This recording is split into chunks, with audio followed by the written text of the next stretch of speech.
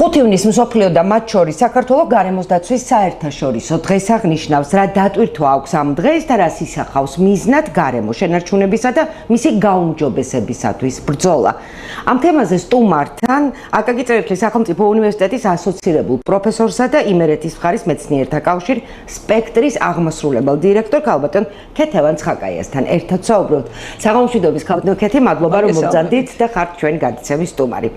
დღეს ყველა მიცის რომ სოფლიო და მათ შორის საქართველოს უკვე წლებია აღნიშნავს გარემოს დაცვის საერთაშორისო დღეს და ყველას გვაინტერესებს მეც პირადად და ჩვენს ტელემაყურებელსაც რა ღონისძიებებით აღინიშნა იმერეთში, ქუთაისში მიმდებარე მუნიციპალიტეტებში გარემოს დაცვის დღე. პირველ რიგში მინდა ყველას მიულოცო ეს დღე ძალიან მნიშვნელოვანია დღე ყველა დღეა პრინციპში მნიშვნელოვანი ყოველ დღე უნდა ვიბრძოლოთ იმისთვის რომ გარემო დავიცვათ სუფთა გარემოში ვიარსებოთ და ვიცხოვროთ ყველა მაგრამ ეს განსაკუთრებული დღეა მოგეხსენებათ ამ დღის აღნიშვნა დაიწყო 1973 წლიდან საკმაოდ ხანგრძლივი ისტორია გააჩნია ამ დღის აღნიშვნას მსოფლიოში და ყოველწლიურად ეს დღე რაღაც გარკვეულ თემას ეძღვნება და წელს საკმაოდ საინტერესო თემა არის არჩეული დავამარცხოთ პლასტიკით დაბინძურება. ესეთი მნიშვნელოვანი თემაა, ძალიან მნიშვნელოვანი თემა და ამის გარდა კიდევ მეორე საკითხი ყოველწლიურად არის გამოყოფილი რომელიმე ქვეყანა, რომელიც უწევს მასპინძლობას ამ ძირითად ღონისძიებებს და წელს ეს გახლავთ კორეა, სამხრეთ კორეაზეა საუბარი. ამიტომ და მნიშვნელოვანია და მე ვფიქრობ შემთხვევით არ არის ეს ქვეყანა არჩეული, თუმცა ძალიან განვითარებული ეკონომიკურად, მაგრამ აღმოსავლეთის ქვეყნები არიან ერთ-ერთი დიდი დამაბინძურებლები ზოგადად წყლის რესურსების, პლასმასის ნარჩენებით. რაც შეეხება საქართველოს, რა თქმა უნდა, ჩვენც უკვე დიდი ხანია აღნიშნავთ ამ დღეს, ყოველთვის ვცდილობთ, რომ ისეთი ღონისძიებები მოვაწყოთ, ჩავატაროთ, რომელშიც ბევრი ადამიანი იქნება ჩართული, გარკვეულწილად ინფორმაციაც მივაწოდოთ ამასთან დაკავშირებით და აქ მე მინდა ვთქვა, რომ ჩვენი ორგანიზაცია წყალტუბოს მუნიციპალიტეტთან ერთად ახორციელებს საკმაოდ დიდ პროექტს, რომელიც არის მხარდაჭერილი და დაფინანსებული შავი ზღვის ქვეყნების პროგრამის მიერ და ამ პროექტის ფარგლებში უკვე ხორციელდება ისეთი ღონისძიებები, როგორიც გახლავთ სკოლებში სხვადასხვა შეხვედრები, რადგანაც სკოლებიც არის ამ საქმეში ჩართული პროექტის განხორციელებაში და ბუნებრივია ჩვენ ვსაუბრობთ იმ თემებზე, რომელიც აქტუალურია ამ დღესთან მიმართებაში, კერძოდ პლასტიკით დაბინძურების საკითხებზე, როგორ შეიძლება შევამციროთ პლასტიკის. კი ბატონო, ძალიან საინტერესო თემა და აქვე ვეთქვი მაყურებელს ჩვენსას იმ ინფორმაციას, რომ ძალიან კარგად მახსოვს თქვენ წლების წინ, როგორ იბრძოდით კონკრეტულად იმერეთსა და ქუთაისსა და წყალტუბო და მიმდებარე მუნიციპალიტეტებში სხვადასხვა ნაგვის კონტეინერის ქუჩაში განთავსებისთვის, იმიტომ რომ ცალ-ცალკე მომხდარ იყო დახარისხებულად საყოფაცხოვრებო ნარჩენების, ესე ვთქვათ, თავშეყრა და ამით მივხმარებოდით ჩვენს გარემოს დაცვას. კიდევ ერთხელ გიხდით ამ ყველაფრისთვის მადლობას, იმიტომ რომ ნამდვილად სასიამოვნოა, ვინც უცხოეთში ყოფილა და ნახავს იქ რა ხდება და ჩვენს ქუჩებში გაივლის, ალბათ სასიამოვნოზე მეტია ის ფაქტი, რომ ჩვენთანაც ასე დახარისხებულად და კულტურულად ხდება საყოფაცხოვრებო ნარჩენების შეგროვება. აი ამ პლასტიკატებთან დაკავშირებით რაიმე ახალი თუ არის, როგორ უნდა ვებრძოლოთ ამ პლასტიკატებს? პლასტიკის ნარჩენებს. პლასტიკის ნარჩენებზე, რა თქმა უნდა, პლასტიკის ნარჩენები არის ერთ-ერთი ძალიან მნიშვნელოვანი, იმიტომ რომ ძალიან დიდი ხნის განმავლობაში გარემოში ინარჩუნებს მდგრადობას. დაწყებული 100 წლიდან შეიძლება 1000-1500 წელი შეინარჩუნოს თავისი მდგრადობა. მეორე პრობლემა, რომელიც ცოტა ხნის წინ წარმოიქმნა, ის გახლავთ მიკროპლასტიკი. მიკროპლასტიკი ეს არის ნაწილაკები პლასტიკის, რომელიც არის 5 მილიმეტრამდე თავისი ზომით. ზოგიერთ შეიძლება რამოდენიმე მიკრონიც კი იყოს. ამიტომ აი ამ მიკროპლასტიკით დაბინძურება ძალიან სერიოზული პრობლემაა და ის შეიძლება კვებითი ჯაჭვის მიხედვით მოხვდეს ადამიანების ორგანიზმში და რა დაზიანებები შეიძლება გამოიწვიოს ადამიანის ორგანიზმში უკვე ჯერ კიდევ არ არის კარგად გარკვეული და უნდა შეისწავლონ, მაგრამ უკვე აღმოაჩინეს ადამიანის ორგანიზმში ესეთი კვლევა ნიდერლანდებში ჩატარდა და აღმოაჩინეს მიკროპლასტიკი ადამიანების ორგანიზმში. რაც რა თქმა უნდა შემაშფოთებელია და ჩვენი მოვალეობაა რომ შევამციროთ პლასტიკის ნარჩენები. ზოგადად შევამციროთ იმით რომ შევამციროთ მოხმარება იმ ნივთების რომელიც პლასტიკიდან არის დამზადებული. არ მოვიხმაროთ, არ ვიყიდოთ ზედმეტად შეფუთული მასალები, ან თუ არის ერთხელ უკვე შეფუთული მეორეჯერ არ მოვითხოვოთ მისი შეფუთვა და აი ასე ჩვენ ცნობიერებაზე, ჩვენს ყოფა ცხოვრებაზე და აი ცხოვრების წესზე არის ძალიან ბევრი რამე დამოკიდებული, რაც ჩვენ ყველა შეგვიძლია რომ გავაკეთოთ და პრინციპში ჩვენი დანიშნულება ის არის რომ ეს ინფორმაცია მივიღოთ, გავავრცელოთ, ასევე როგორც მედიას შეუძლია ამის გაკეთება, რა თქმა უნდა და რაც შეიძლება ხშირად შევახსენოთ ჩვენს კოლეგებს, მეზობლებს, ახლობლებს, ნათესავებს, რომ რაც შეიძლება ნაკლები მოიხმაროთ პლასმასის ნარჩენები. იგივე ეხება თუ არა, მაპატიეთ გაგაწყვეტინეთ ცელოფნის პარკებსაც. რა თქმა უნდა, პარკები არის ერთ-ერთი ისეთი ძალიან ხშირად გამოყენებადი ნივთი, რომელიც მით უმეტეს პლასმასიდან არის დამზადებული, ეს ცელოფანი შემორჩენილია, სხვა შორის დასახელება უწინ ცელოფანი იყო ეს ნივთიერება, რომლისგანაც კეთდებოდა, ახლა ცელოფანი არა, პოლიეთილენის პარკებია ძირითადად, რომელსაც ჩვენ მოვიხმართ, თანაც ის ერთჯერადი მოხმარებისაა როგორც წესი და აი ძალიან სწრაფად წარმოიქმნება ნარჩენები აი ამ ცელოფანი ვიხმარეთ პოლიეთილენის პარკებიდან. ამიტომ რა თქმა უნდა ჩვენ აი მე მაგალითად ყოველთვის მუდმივად მაქვს ჩემს ჩანთაში მრავალჯერადი მოხმარების ჩანთა, რომელიც იკეთება და საკმაოდ პატარა არის, ჩატეც არის, ყოველთვის მაქვს აი როცა მჭირდება შემიძლია ამოვიყო ჩავალაკო მაშინაც არ მოიხმართ რა თქმა უნდა და ალბათ ყველამ ასე უნდა გავაკეთოთ აი ესეთი პარკების მოხმარება რა თქმა უნდა დიდი პრობლემაა მაგრამ აი ესეთი ჩანთები ყველა შეუძლია რომ კონდეს საკუთარი ხელით გააკეთოს მოგსოვოს ვის როგორ შეუძლია ისე მოიქცეს მაგრამ შეამციროს აი ასეთი მარტივი ქმედებით პოლიეთილენის პარკების მოხმარება. ჯერ ისედაც ძალიან ცუდი სანახავია ჩვენს ქარიან ქუთაისში, აი ამ ფერადი პარკებით, აჭრელებული ხეები. აბსოლუტურად გეთანხმებით, არა მარტო ჩვენთან ყველგან და მეორე კიდევ ეს ერთი რომ ვიზუალურად არის ულამაზო, მაგრამ კიდევ შეიძლება აი საქონელი მირთმევს ამას ხშირად ვერ არჩევს რა არის ხო? ამიტომ შეიძლება ეს იყოს მიზეზი საქონლის მაგალითად დაღუპვის, ვერ ამუშავებს კუჭი უბრალოდ ამას. ასევე ძალიან აი ხშირად შევხვედრია ჩვენ ინტერნეტში სურათები, როცა აი ზღვის ბინადრები ხშირად გახვეული არიან. სხვადასხვა ის პლასმასის შეიძლება ეს ბადე იყოს ან რაიმე სხვა ისე პარკები და სხვა შორის რამოდენიმე წლის წინ იყო ინფორმაცია ვეშაპი უზარმაზარია ხო და იყო სხვერპლი პოლიეთილენის პარკების გადაყლაპი სადღაც 80 პარკი ამოუღეს კუჭიდან და ამხელა ცხოველი დაიღუპა ამის შედეგად. ჩიტები ვერ არჩევენ ამას და მაგალითად სახურავები და პატარა ზომის რაც არის ყველაფერს ყლაპავენ. ასე რომ ჩვენს ადამიანებს ხედავთ უკვე მიკროპლასტიკი აღმოგვაჩნდა ორგანიზმში, ამიტომ ეს ძალიან დიდ პრობლემას წარმოადგენს, თუმცა აი აბსოლუტურად ამოიღო ალბათ ჯერჯერობით შეუძლებელია, იმიტომ რომ ძალიან კარგი მასალა, რომელიც მჩატია, ადვილად ტრანსპორტირებადია და ძალიან ისეთი მოხმარებაში მარტივია, თუმცა გარემოს მიმართ და ადამიანების მიმართაც ძალიან დიდ პრობლემას წარმოქმნის. ზოგადად რას ნიშნავს ტერმინი გარემოს დაცვა? როგორ უნდა დავიცვათ გარემო? გარემო ძალიან ბევრი სხვადასხვა ქმედებით შეიძლება დავიცვათ ზოგადად და ალბათ ჩვენ ყველამ პირადად უნდა გავიაზროთ, რას ვაკეთებთ და აი ამ ჩვენი ქმედების შედეგად რა ზემოქმედებას ვახდენთ გარემოზე. ჩვენც ადამიანებიც გარემოს წევრები ვართ და მისი ერთ-ერთი ნაწილი ვართ, ხო?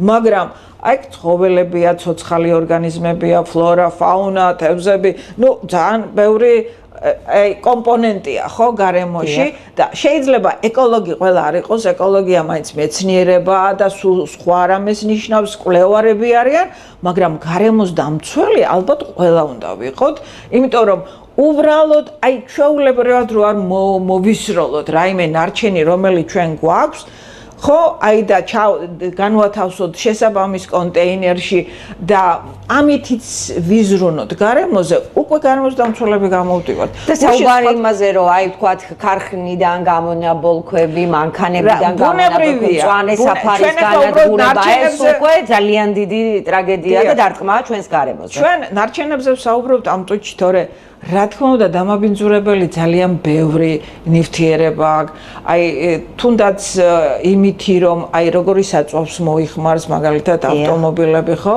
ეხლა შემოვიდა მაგალითად ჰიბრიდები არის ელექტრომობილები თუმცა აქაც არის საკითხი ელექტრომობილი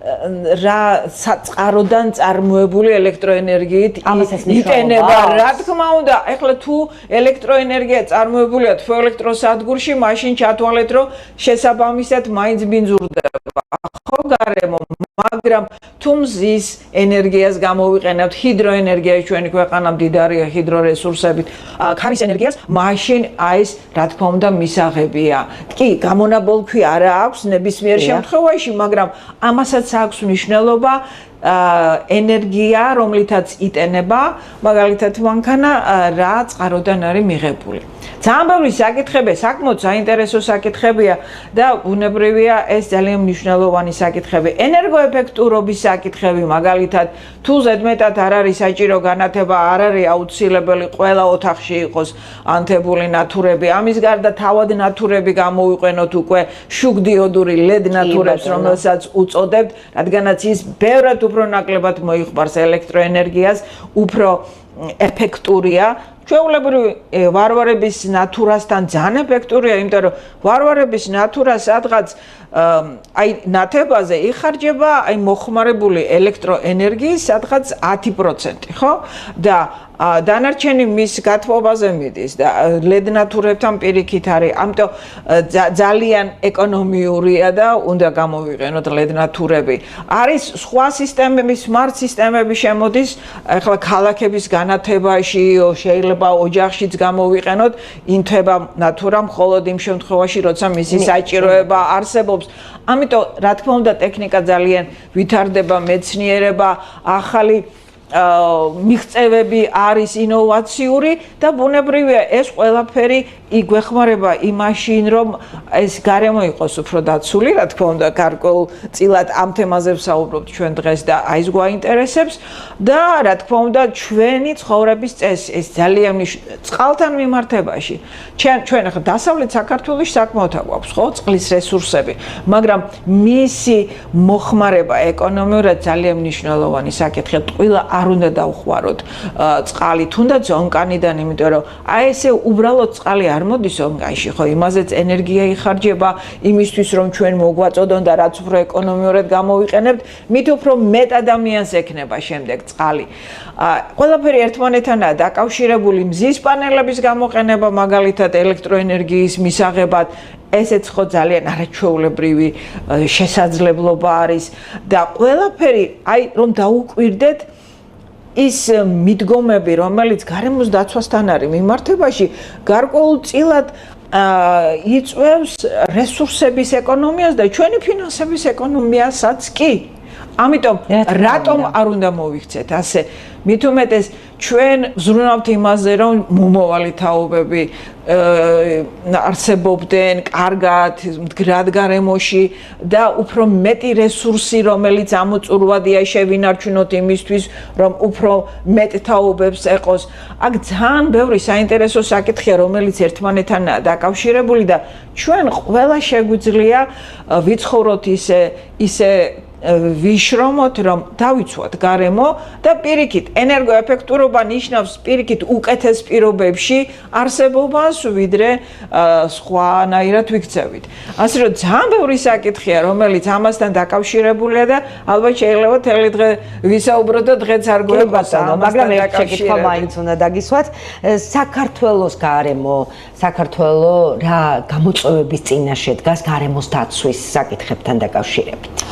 ჩვენ გვაქვს სხვათა შორის საკმაოდ კარგი კანონები გვაქვს სტრატეგიული გეგმები გარემოს დაცვის კუთხით, გვაქვს ნარჩენების მართვასთან მიმართება. სხვათა შორის ჩვენ გვაქვს კიდევ ეროვნული პროგრამა პლასმასის ნარჩენების მართვის კუთხით. გვაქვს ენერგოეფექტურობის შესახებ სტრატეგიები. აი ესე რომ გადავხედოთ ამ დოკუმენტებს, საკმაოდ კარგი დოკუმენტებია, მაგრამ მე ვფიქრობ, ჩვენ ცოტა მოვიკოჭლებთ ამ ჩვენი კანონმდებლობის და ზოგადად იმას, რასაც ვგეგმავთ განხორციელების საკითხში და აქ ვფიქრობ, ცოტა უფრო მეტი არის გასაკეთებელი. ნუ ეხლა დღეს მე მაინც უფრო მეტად პლასმაზე ვსაუბრობ, პლასმასის ნარჩენებზე, გასაგებია წლევანდელი თემა ეს არის გარემოს დაცვის თემა. სხვათა შორის ჩვენ დღეს ეხლა 4 საათზე ვატარებთ და არის კონფერენცია, ეს საერთაშორისო კონფერენცია. Zoom-ში ტარდება ეს კონფერენცია, რომელშიც მონაწილეობას ღებულობენ როგორც საქართველოს წარმომადგენლები, ისე მოლდოვის, რუმინეთის, თურქეთის. საქმე იმაშია ის პროექტი, რომელიც ხორციელდება წყალტუბოს მუნიციპალიტეტში და ლიდერი პარტნიორი გახლავთ წყალტუბოს მუნიციპალიტეტის სპექტრი არის პარტნიორი ამ პროექტის. ჩვენ ორივე ვახორციელებთ ამ პროექტს საქართველოში, ჩვენ გვყავს კიდე პარტნიორები რუმინეთი, მოლდოვა, თურქეთიდან და ისინიც მონაწილეობენ და თემად ჩვენს შესაბამისად გვაქვს არჩეული პლასმასის ნარჩენები, როგორ შევამციროთ პლასმასით პლასტიკით. ინსპექტირება როგორ ხდება ამ საკითხის? იცით რა, აი პრინციპში ჩვენ რამოდენიმე ორგანო გაგვაჩნია ქვეყანაში, რომელსაც ევალება, ხო, გარემოს დაბინძურების კუთხით გარკვეული ქმედებების განხორციელება. არსებობს სანქციები გარემოს დაბინძურების მხრივ, სადღაც 80 ლარიდან 3000 ლარამდეა სხვადასხვა ტიპის დაბინძურებაზე ჯარიმა და ეს ძალიან შესაძლოა ქმედითიც უნდა, უფრო ქმედითი უნდა იყოს, იმიტომ რომ თუ ყოველდღიურად იქნება გამოყენებული უფრო აქტიურად ეს სანქციები, შესაძლოა ადამიანი მე უფრო დაფიქრდეს, რომ ღირს თუ არა დაბინძურება გარემოს სხვადასხვა ტიპის ნარჩენებით, მაგრამ მე ვფიქრობ, ჯერ კიდევ ამ საქმეში ჩვენ ცოტა რიყოს მოვიკოჭლებთ და ამის დამადასტურებელი გახლავთ, ახლაც რო გავიდეთ ქუჩაში და გავიაროთ, რა თქმა უნდა, ვნახავთ სხვადასხვა ტიპის ნარჩენებს,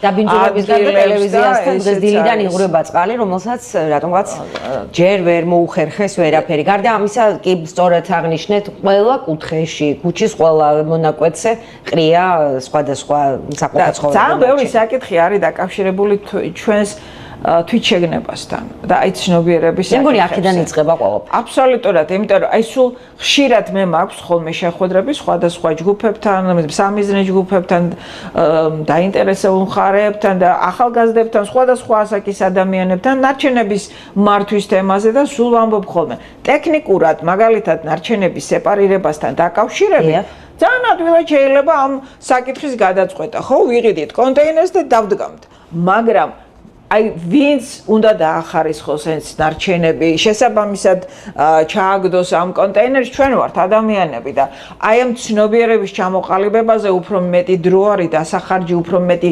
სახსრები იმისთვის, რომ ადამიანმა მიეჩვიოს და გამოიმუშაოს ეს უნარები, რომ ზოგადად მე ასე გააგრძელოს და ყველაზე ადვილი რა თქმა უნდა ახალგაზრდობიდან ჯობია ამ თემის გავრცელება, ცნობიერების ამაღლების ღონისძიებების ჩატარება იმიტომ რომ არა, მე მგონი ხედველობა ახალგაზრდები მე მგონი არ აბინძურებენ ისე როგორც ძველგაზრდა თაობა, რომელიც მიჩვეულია. ზუსტად ამას ვამბობ, რომ ახალგაზრდობიდან რომ დავიწყეთ და ვიწყებთ ამ საქმიანობას, ბევრად უფრო შედეგობრივია ყველაფერი და უფრო უკეთესი ხდება ხოლმე. ჯერ პრინციპში მე მინდა თქვა, რომ ჩვენ აი ამ თემაზე სადღაც 20 წლის წინა დავიწყეთ ქუთაისში ზრუნვა, ფიქრი, საქმიანობა და შედარება არ არის, ხო? იმ 20 წლის დროინდ აი ამ პერიოდში შევადარო ჩვენი ქალაქი კიდევ უფრო განვითარდა. ეხლა კონტეინერები დგას ქუთაისში, ეს ლამაზი კარადები რო არის, იმაშია შედგმული კონტეინერი, რომელიც სენსორებით არის აღჭურვილი და სიგნალს გადასცემს თუ არის გავრცელებული, ხო? და უკვე ჩვენთანაც ვითარდება ეს თემა და მე მართალი გითხრათ, მიხარია რომ ქუთაისი პირველი ქალაქი იყო საქართველოში. ვერავინ ვერ წაგვართვენს ალბათ ამ პირველობას, რომ აი ამ თემაზე მაშინ ქუთაისმა დაიწყო ზრუნვა და ეს აი ძალიან კარგი მაგალითია. ჩვენ გვაქვს არაჩვეულებრივი საკომპოსტო ცენტრი. ერთადერთია საქართველოში და არა მარტო საქართველოში, მე ვფიქრობ, ზოგიერთ ჩვენს მეზობელ ქვეყნებსაც არ აქვს აი ესეთი საკომპოსტო ცენტრი, რომელიც ქუთაისს აქვს და ძალიან კარგად საქმიანობს სხვათა შორის ეს ცენტრი. მე აუცილებლად უნდა ვთქვა და აღვნიშნო ძალიან დიდი წვლილი იმ ადამიანების, ვინც იქ მუშაობს. სპეცსერვისები, იცით, ქალაქში მუნიციპალური ორგანიზაცია, კომპანია, რომელიც მართავს აი ამ საკომპოსტო ცენტრს და აი მათი ყველა თანამშრომელი, ვინც საკომპოსტო ცენტრში მუშაობს, მე ვფიქრობ, ძალიან დიდ საქმეს აკეთებს. თქვენ წარმოიდგინეთ, ეხლა უკვე მათ მიიღეს სერტიფიკატი, რომ აი საბოლოო პროდუქტი, რომელიც არის კომპოსტი, ხო? და რომელზე ჩვენ ვამბობ, არის სასუქი, რომელიც როგორც სასუქი შეგვიძლია გამოვიყენოთ, სერტიფიცირებულია. ამათ აქვთ უფლება უკვე ეს ამ პროდუქტის რეალიზაციის და იქ ნაჩვენებია, რომ ეს არის მაღალი ხარისხის პროდუქტი. ეს არის ძალიან დიდი მიღწევა ქუთაისისთვის და მე ვფიქრობ, არც არავის არ აქვს საქართველოში აი ესეთი ანალოგიური ცენტრი, ასე კარგად რომ მუშაობდეს და შედეგი, რომელიც სახეზეა. სხვათა შორის გუშინ იყო დონორის წარმომადგენლები, იმიტომ რომ ეს ევროკავშირის დაფინანსებით არის შავი ზღვის პროგრამის ფარგლებში ყველაფერი გაკეთებული თავის ტექნიკით და ისინიც რა თქმა უნდა დადებით შეფასებას აძლევენ ამას, იმიტომ რომ ვითარდება, არ დგას ადგილზე ეს საქმიანობა და აი ის ყველა მწვანე ნარჩენები, რომელიც ქალაქის ტერიტორიაზე წარმოიქმნება, ხის ტოტებია, ბალახია, ფოთლები, ყველაფერი მიდის იქა.